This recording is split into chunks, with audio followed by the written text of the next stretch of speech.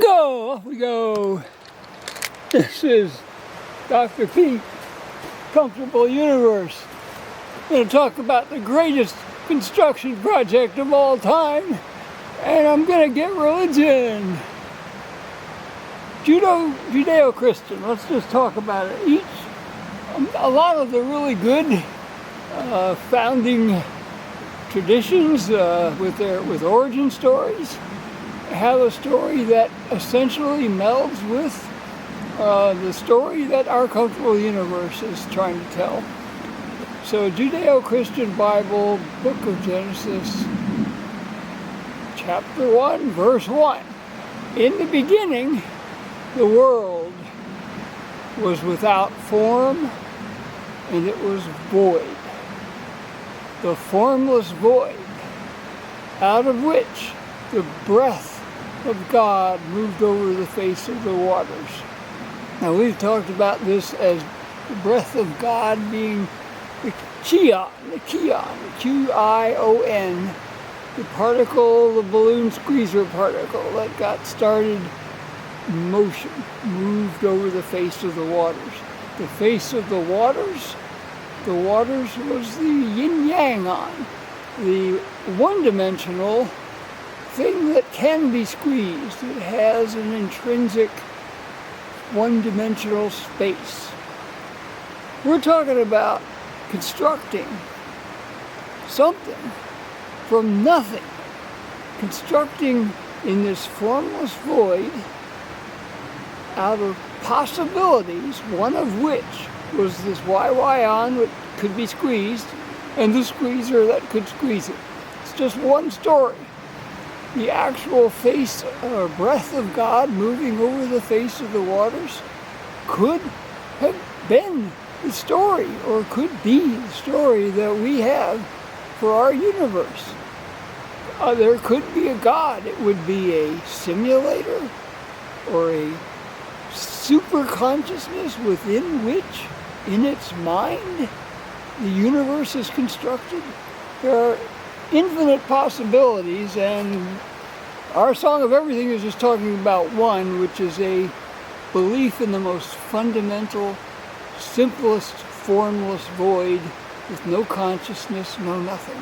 It's simply a formless group of dots, unlimited number of dots. Each dot can interact with every other dot. It's not a nothing, it's a nothing that allows things to happen if they want from their own, each dot's internal perspective. So there is where you have a construction project that is, it's stunning that it can happen from nothing. You have a dot. It's infinitesimal in the sense of measurement of space, but in the formless void, there is no such thing as space. This is just another way of talking about that ineffable Tao, the Tao that cannot be spoken, the great empty everything. I've called it the big V vacuum. Today I'm calling it the formless void, and that's what I like, the way to call it today. So out of the illimitable number of dots in that thing, and the illimitable number of interactions between the dots, anything can happen. And we're talking about one possibility where we have the yin-yang-on, YY-on, and the Qi-on. And they come together. The formless void produces a vacuum-on, or space, wherein its normally roiling chaos kind of steps aside in a random time or space of calmness, a random bit of calmness that allows this YY-on to really expand, and the power of the Qi-on to really act before the cosmic big B vacuum whack-a-mole mallet comes back down, smashes it back down to nothing. It still does.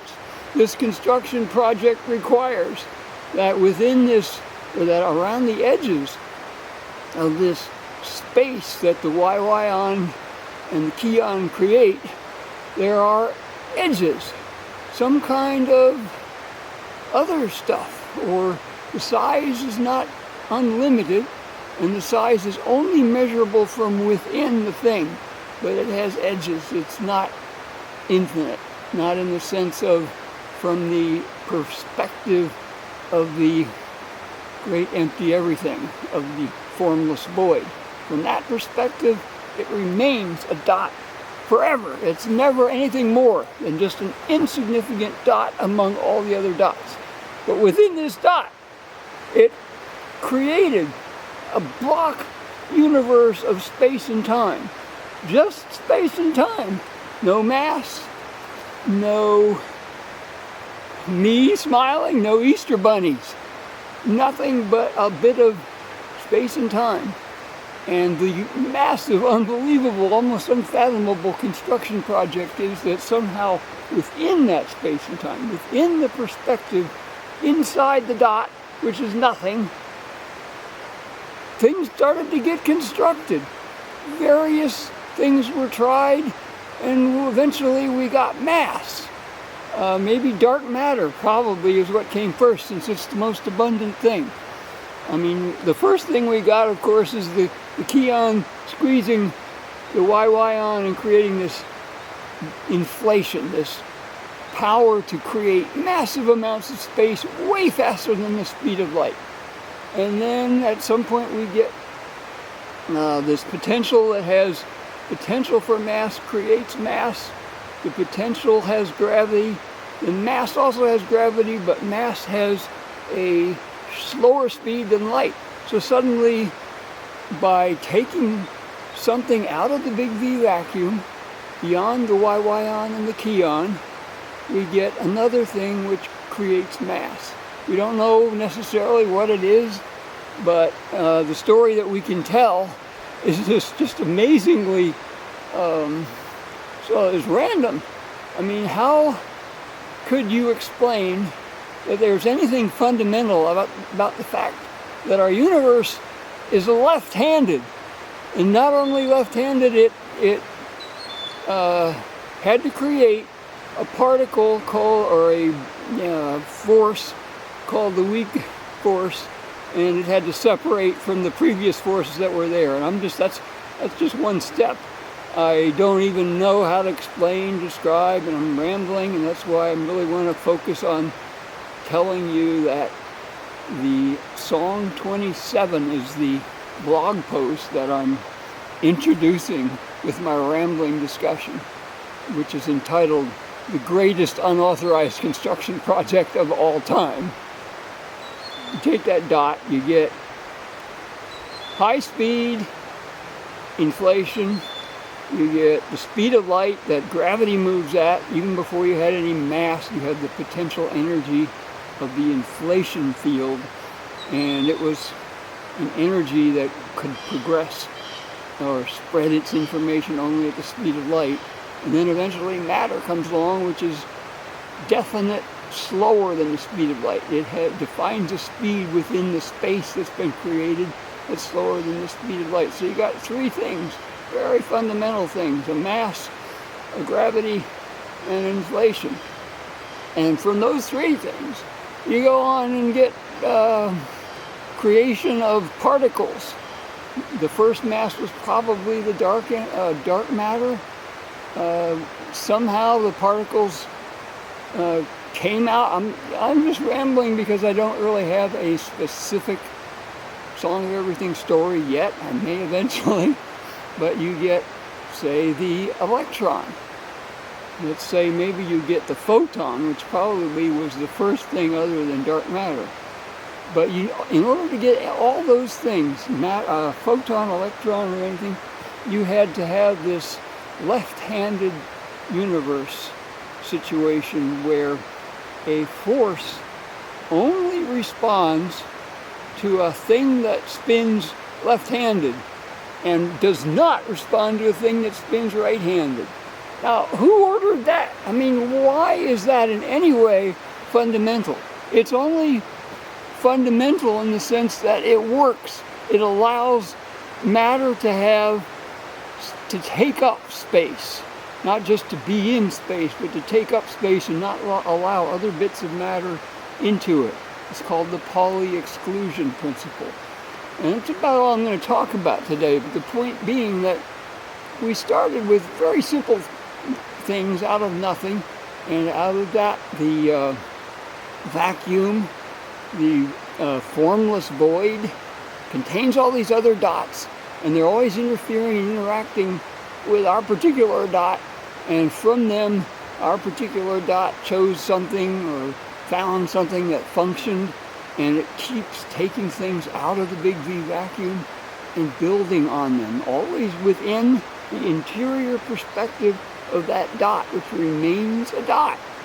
From the outside perspective, from the perspective, what's called the God's eye view, or the perspective of the vacuum, of the formless void. All these things, if you look at it, we have 17 particles, at least 17 quantum fields that our universe is made up of. We're saying our story is that each one of them came along one at a time, and out of probably bazillions of other things that came along and got rejected because they didn't work, but a few of them worked and put together this, look at this stinking universe. All the unbelievable complexity comes out of a dot, a formless void. Okay, that's my religion, and I'm hopefully being very evangelical about it. You got to believe in something, and something as simple as a completely meaningless, lawless, formless void. Essentially nothing. The nothing that can be worked with is the simplest possible thing to have faith in. So the Judeo-Christian Bible tells you, in the beginning, the world, our universe, was without form and it was void. Pretty good story. I like it. All right, that's all we're going to do today. I've already rambled way more than I did. Song 27 on the blog. The greatest construction project of all time. All right, talk to you later. Bye-bye.